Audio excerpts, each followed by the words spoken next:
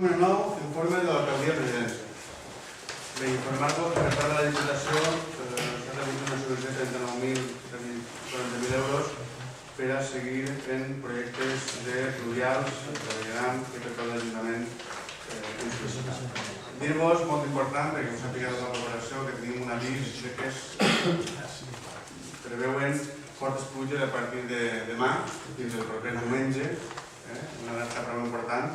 Nosaltres hem posat ja els mitjans materials i humans des d'avui pendents del que pugui passar i s'avisarà també a la població per mig de la ràdio davant de qualsevol possible incident. I Protecció Civil estarà a disposició de tots per a qualsevol qüestió, igual que la policia local.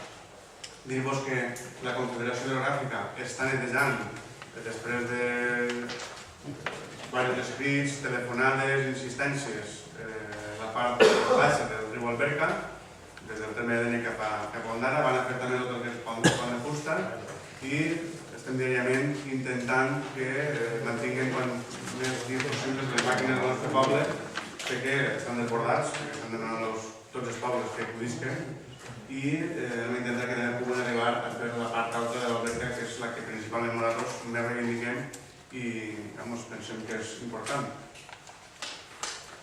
Alguna urgència?